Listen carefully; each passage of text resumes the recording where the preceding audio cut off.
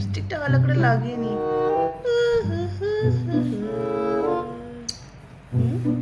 এই তোর আমার দিকে কি দেখছিস? দেখছিস না? আমি হচ্ছে কেএফসি চিকেনের জন্য রেডি হচ্ছি, বুঝেছিস?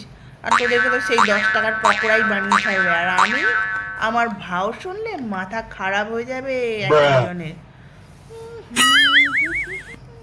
আমি 10 টাকার পিস, আমি 10 টাকার পিস। ভুলে যেও না, আমাকে কিন্তু ছোট বড় সবাই খেতে পারে, তোমার মতো না। তোমার দাম শুনেই তো পেছনে হাত মুছে চলে যায়। আর আমি ফুটপাতে যেমন বিক্রি হই তেমন 5 স্টার হোটেলেও আমার অনেক কদর আছে। যত সব। ওরে বাবা রে, ওরে বাবা রে, এত ঠাসছো কেন? এইভাবে তো হয় না এগুলো। এই কি, এই কি বানিয়েছো আমার হাল? আমাদের সেফ দাদারা তো আমার এরকম হাল করে না। এই ঘরোয়া মহিলাগুলো না আমাদের যাচ্ছে তাই অবস্থা করে পরিবেশন করে, শেষমেশ আমাদের আসল স্বাদটাই মানুষেরা ভুলে যায়।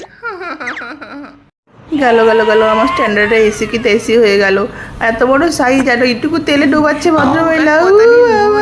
অহংকার করছিলে না? ছেলেরা পোড়া ভাবে বেজেছে ভদ্রমহিলা। খাও এবার, বোঝো কিরকম লাগে।